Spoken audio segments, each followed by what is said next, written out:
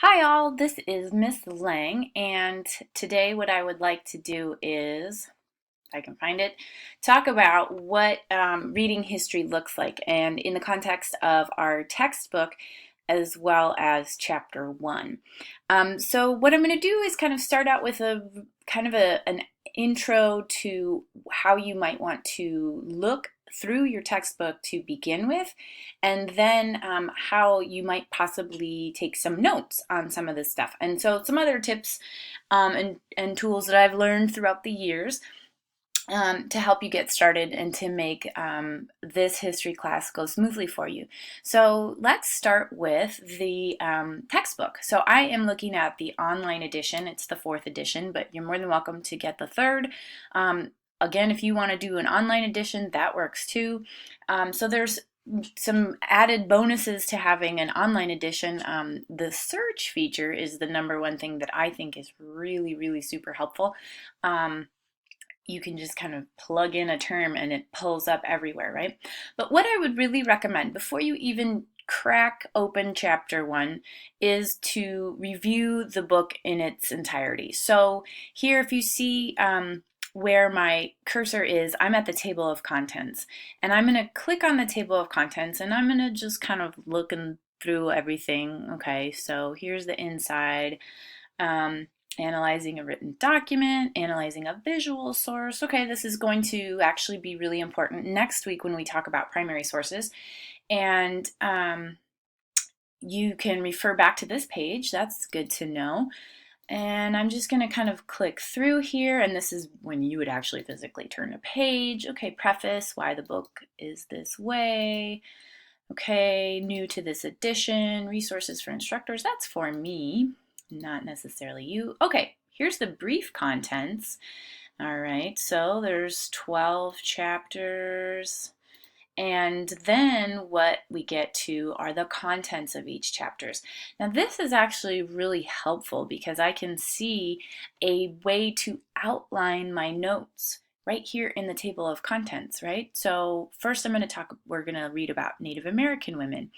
And then, let's see, Acoma stories, origins, reading into the past. So these reading into the past, these are sections that I would recommend that you read after you go through the primary chapter, right? These are additional primary sources. So these are documents that are from the time period under study, and it's going to really jump out of place for you in the narrative if you read those during the regular text. So what I would recommend, this is how I would do it, but you certainly don't have to, is to read those afterwards or get to the end of one section and then read them, right? They'll make more sense that way. Okay, so we're going to talk about Native American women first, and here's Indigenous peoples, Pueblo, Iroquois, Native women's worlds, interesting. And then we have the arrival of Europeans. So theoretically, let's go to my notes page. I could set up an outline that mimics this table of contents very closely. That would make a lot of sense, right?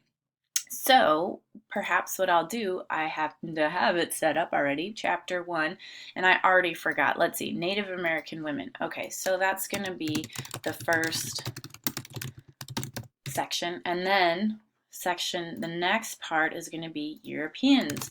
Europeans arrive. Okay, so then get rid of that. What do we talk about with Native American women? Okay, Indigenous, Pueblo, Iroquois. So I could, if you can see here, set this up. Oh, you can't type with all this pressure. That is not spelled correctly. I-R-O. What am I doing? Okay, and let's see. Oh, I forgot Pueblo. So let me add Pueblo. Ooh, I'm on a roll here, people. So again, just to give you a way to organize your notes, you can start with the table of contents. Now, that's not the way you have to do it. But that's a good way to start if you're brand new to reading history, because there's going to be a lot of details in here that you're going to think, ooh, that's really interesting. Ooh, I want to remember that. Or, ooh, that's going to be on the quiz or the test. And you're going to want to have a place to put it. So here's one way to start that out. Also, then take a look at this section here is primary sources. You are not responsible for that section unless otherwise designated in the syllabus. So, for example, on week 3, which is the next week, you are going to be responsible for reading the trial of Anne Hutchinson as well as additional letters. So if you have any questions about which primary sources are corresponding to each week on the syllabus, you just let me know. But so I'm going to just keep scrolling through. Okay, so colonial worlds, what is happening here? That's an interesting picture. Okay, so I'm just going to quickly go through. As you can see, each chapter is set up similarly in terms of organization with the primary sources, reading into the past, etc. But I'm just going to focus on chapter 1. So I'm going to go over here and I'm just going to go to chapter 1, America in the World. And let me get rid of the table of contents. Here on the left-hand side of the page, this is really helpful. We are in a history class. Here's our history timeline. So we're looking at 12,000 BCE. And we all know, and if you don't know, now you know, BCE stands for before the Common Era. We, in the past, have used before Christ, right, BC, and then AD, after Christ, the Latin words for it. But we're moving away from a religious perspective in the realm of history, and this has happened well before my time, right? So we're now saying the Common Era is now, because technically the year 0 didn't really have. I mean, how do you designate the year 0, right? And so the common now label is BCE for before the Common Era, and now CE after the Common Era, or the Common Era. So 600 CE, we can think of this like a mathematical timetable, right? 12,000 BCE would be a negative 12,000. That means it's 12,000 years before theoretical 0. And 600 CE is 600 in our common timeline. So 1444, when the first African slaves arrive in Spain and Portugal, that's 1,444 years after what we might consider year 0. Okay, so those are just some things to keep in mind. A C period right here, 1450, circa. That means that approximately 1450. I mean, how do you know when a confederacy was actually formed without a legal binding sort of contract that says we now are an Iroquois confederacy? So that C means we believe around the year 1450. Again, you'll see Malinche around the year 1502. Hard to know. I mean, up until very recently, birth records were just not kept consistently. So anyway, here's your timeline. Interesting. Vasquez de Coronado. Here's Princess Elizabeth. Okay, and I'm going to just go over here. Here's the rest of the timeline. Birth of Nzinga, the Queen of Angola, Roanoke Colony, birth of Virginia Dare, etc., etc. Ooh. Here is a picture of Pocahontas. Interesting picture of Pocahontas. So the other thing that I'm going to do before I start reading the chapter is I'm actually just going to kind of cruise through the chapter and look at what's in here. This is a great map. Native American peoples, 1492. Oh, wow. That is a lot of people. Okay, so the virgin lands that Europeans quote unquote discovered may have not been so empty after all, right? Iowa, that's actually the name of a state, right? And so some of these things you can begin to see how indigenous names are reflected in our current names as well, right? We have a lot of borrowing happening from language groups. Ooh, effigy bottle from Cahokia Mound. Okay, we'll read about that. So what I'm doing is I'm just kind of looking at these pictures because, again, the more you get distracted while you're actually reading the narrative, the text, the less sense it makes, right? Okay, so here's one of the primary sources that what I saw in the table of contents, and the table of contents review has given me a good idea of what I'm going to see. Okay, so I'm just kind of scrolling through. Okay, good. So I'm going to go back to page 1 and I'm going to start reading. What I recommend when you're reading is to take notes. There's conflicting evidence, or not necessarily conflicting, but there's different evidence to suggest that taking notes by hand may help you remember things better than if you were to take notes online like this. However, if this works better for you, it's actually more time efficient, right? And your hand cramps less. That works too. Just know that some studies have shown that taking notes by hand actually is more effective for learning. Okay, so I'm going to jump in. People who live in the United States often refer to themselves as Americans. So I am, let's say I'm reading through, okay? I don't read this fast, but I'm reading through. One of the things that you're going to want to do is pay attention to dates. Jamestown in 1607, Plymouth 1620. You can keep track of those dates. This is the intro, so this is just giving me a little bit of an overview. So I would read through all of this.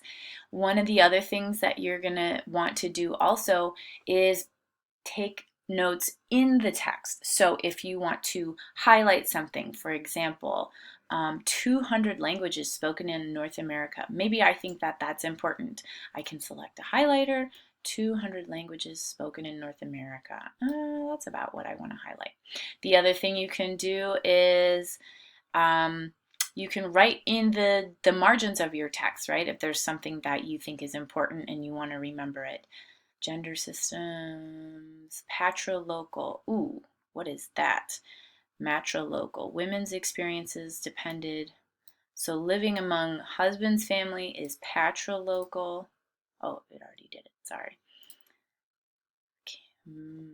Husbands living with women is matrilocal. I'm going to want to remember those.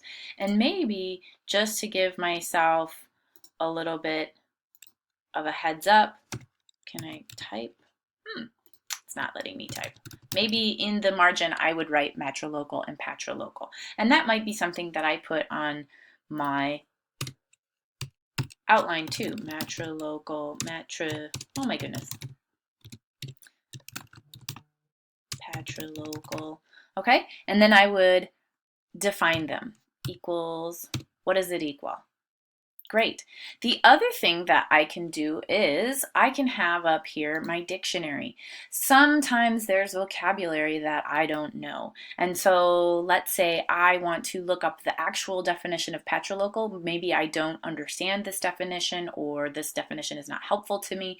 So I can look up patrilocal very conveniently on Merriam-Webster. This is the one I recommend. Here it is. Definition: located at or centered around the residence of the husband's family or tribe, contrasted with matrilocal. All right, cool. Generally, there is a little button here where you could listen to how this word is pronounced. There's another word that you're going to come across in chapter 1, spelled like this. Let's say I've never seen this word before and I don't know how to pronounce it, and I really want to know this word. I can click Berdache. Berdache. Berdache, an American Indian who assumes the dress, social status, and role of the opposite sex. So here's Merriam-Webster, a really helpful tool. Your bookshelf, my bookshelf, your book is going to have a lot of interesting little tidbits like this, right? So when you're reading, take notes. Be consistent with your notes, and then also take note of the words that you don't understand, because a lot of times those words are the vocabulary words that are embedded into the text that you'll be asked to define later on in the module. So good luck with chapter 1, and if you have any questions, hit me up on the discussion board or in a private message. The other thing you'll want to do is read the I forgot her last name. But you're going to want to read The Gender Frontiers by Kathleen Brown. There's her name. And that's also located in files here in Canvas. And that will be used along with Chapter 1 for you to answer this week's discussion prompt. Again, if you have any questions, let me know. I hope you found this little tutorial helpful, and I look forward to reading your discussion posts this week.